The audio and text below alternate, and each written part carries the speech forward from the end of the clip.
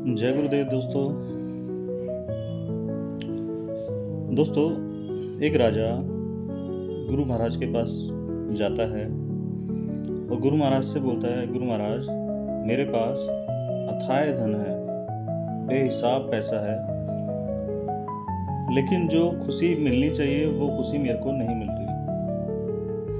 जो शांति मेरे को मिलनी चाहिए वो मुझे महसूस नहीं होती। मुझे कोई रास्ता बताएं। तो गुरु महाराज ने कहा, भाई, ये जो मन है ना, ये मन बड़ा ही चंचल है। मन आपको कहीं भी एक जगह टिकने ही नहीं देता। आपके पास जो चीज नहीं होती उसके पीछे ये भागता रहता है। मन को कंट्रोल करना अगर आपने सीख लिया तो आपको शांति भी मिलेगी, सुख भी मिलेगा। एक छोटी सी कहानी के रूप में मैं आपको बताता हूँ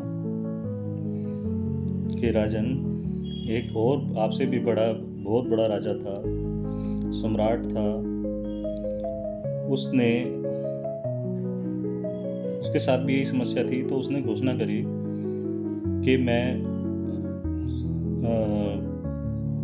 घोषणा करने से पहले उसने महसूस किया कि उसके साथ भी यही परेशानी हो रही है। तो उसने देखा कि भोजन में भी एक लिमिटेड सुख है, कि नया नया प्रकार के भोजन ले लेते हैं, लेकिन उसमें भी लिमिटेड सुख है। वस्त्र पहनने में भी कुछ प्रतिशत ही सुख है। लेकिन उसने महसूस किया कि मनुष्य शरीर को मानवता के अंदर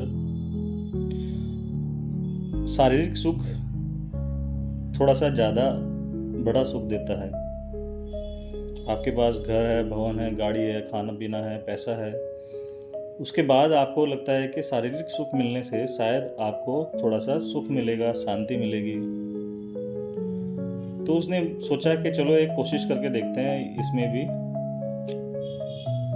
तो उसने पूरे अपने राज्य में ढिंढोरा पिटवा दिया कि मैं सबसे सुंदर स्त्री से शादी करूंगा।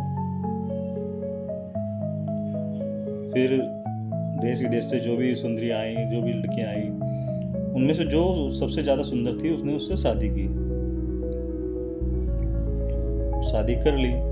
शादी करने के लिए उसने सोचा कि ये प्रयोग करके देखते हैं। तो प्रयोग करने के लिए जैसे ही उसने शादी करी तो कुछ दिन के लिए उसने अपना राजपाट को त्याग दिया कि भाई कुछ दिन मैं सिर्फ और सिर्फ अपनी बीवी के साथ ही रहूँगा, तो कृपया मुझे तंग ना करें। अब वो राजा अपनी बीवी के साथ रहने लगा।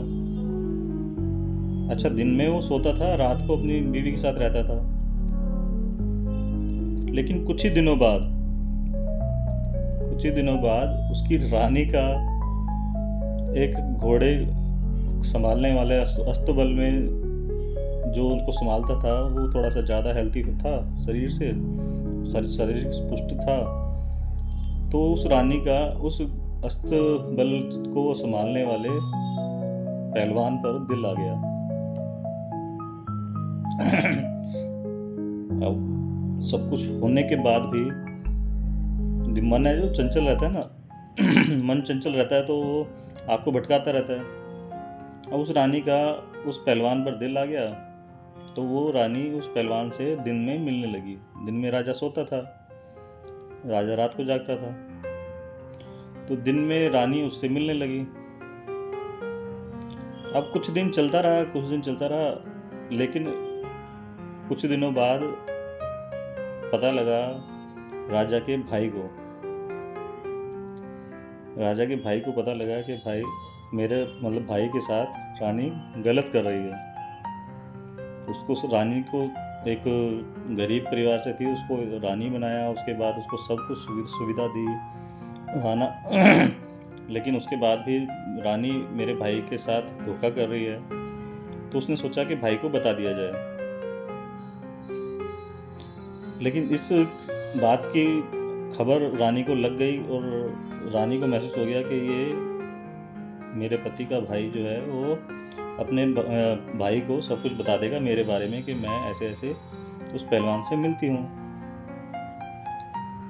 तो रानी ने पहले ही राजा को कहा कि तुम्हारा भाई मुझ पर गंदी नज़र रखता है और मुझे गलत समझता है। अब उसने कान भर दिए राजा के। अब राजा के कान उसने भर दिए तो उसका भाई जब उससे अपने भाई से मिलने आया, राजा से मिलने आया, तो उसने बोला, भाई मैं भाभी के विषय में कुछ बात करना चाहता हूँ। तो राजा भड़क गया, बोला, मैं जानता हूँ तू क्या कहना चाहता है, तू यही तो कहना चाहता है कि रानी गलत है। मैं जानता हूँ, तू चला जा मेरी नज़रों से, मुझे पता है कौन गलत है।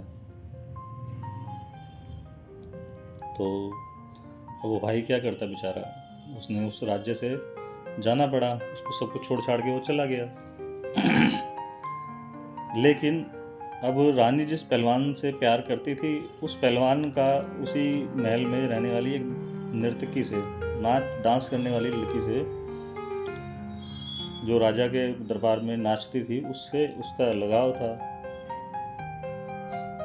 देखो मन का जो जाल है ना, कैसे भटकाता है।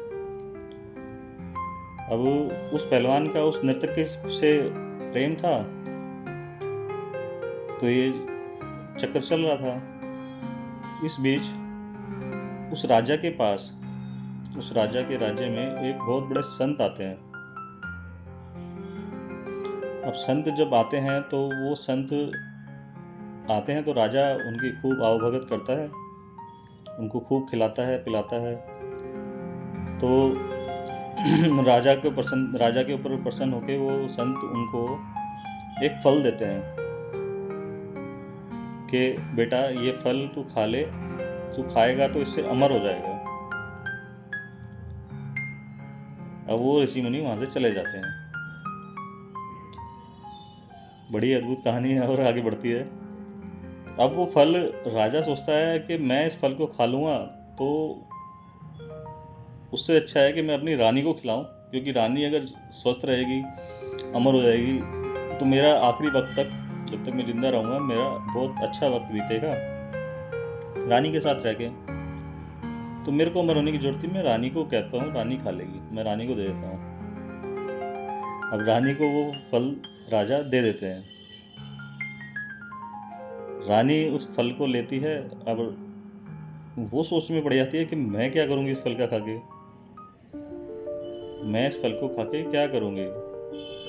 तो वो सोचती है कि मैं इस फल को पहलवान को खिला देती हूँ, अगर पहलवान सुंदर रहा, स्वस्थ रहा, तो मैं उसके साथ अपना जीवन अच्छी तरह बिता लूँगी, मेरा जीवन अच्छा चलेगा, वो मेरा सब कुछ ध्यान रखेगा हर तरह से।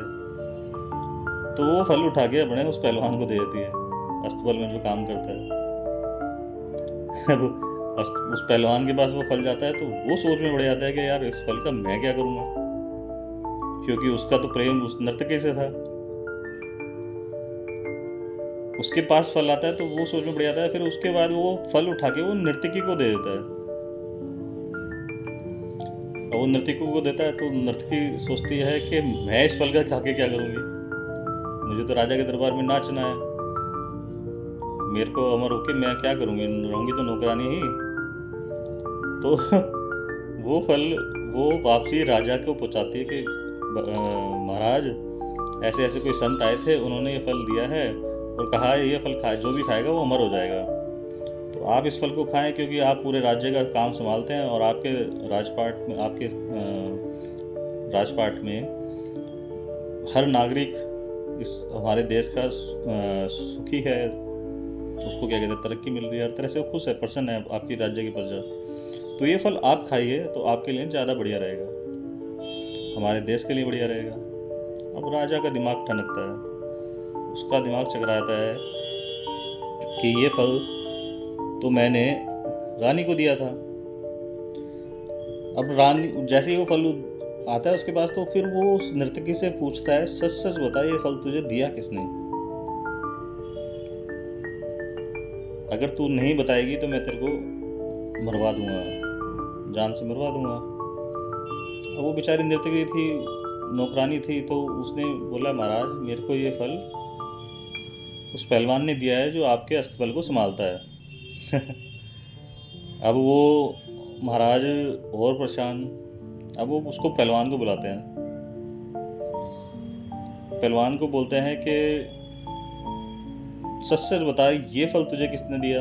अगर तू नहीं बताएगा तो मैं तेरे को बीच से जिंदा कटवा दूंगा, आरे से बीच में 2 फाड़ करवा दूंगा, तेरे को मरवा दूंगा, जैसे भी बुरे से बुरी मौत दे सकता हूँ दूंगा। अब वो पहलवान घबरा जाता है, लेकिन क्या मरता क्या ना करता। तो वो राजा को सारी बात बता देता है कि महाराज ये फल रानी ने मुझे दिया है। अब राजा का दिमाग और खराब। अब राजा रानी को बुलाते हैं और बोलते हैं रानी कि तूने वो फल खा लिया होगा, तू तो अमर हो गई। बीच दरबार में मैं अब सबको चमत्कार दिखाता हूँ, मैं तेरे को इस तलवार से तेरी गर्दन काटूंगा, लेकिन तू तो मरेगी नहीं क्योंकि तूने वो फल खा रखा है। अब राजा जैसे ही तलवार उठाता है, रानी उसके पैरों में पड़ जाती है कि प्रभु महाराज ये फल मैंने नहीं खाया, मैंने ऐसे ऐसे किसी को दे दिया था। अब राजा अपने आप से बात करता है, वो बोलता है मैं जिस खुशी के लिए, जिस प्रसन्नता के लिए, जिस शांति के लिए मैंने ये प्रयोग किया था, लेकिन पता लगा कि ये किसी में भी कुछ सुख नहीं है। असली सुख, फिर महाराज ने, जो राजा था, उसने महसूस किया असली सुख सिर्फ और सिर्फ परमात्मा के चरणों में है। परमात्मा के चरणों में असली सुख है। ये सारे सुख जमीन जायदाद का, पैसे का, भोग का, कपड़े लत्ते का, ये सुख क्षणिक मात्र है। असली सुख सिर्फ परमात्मा के चरणों में है। जो इस सुख को पहचान लेगा उसको, वो फिर कभी दुखी नहीं होता, वो हमेशा प्रसन्न रहता है। जय गुरुदेव।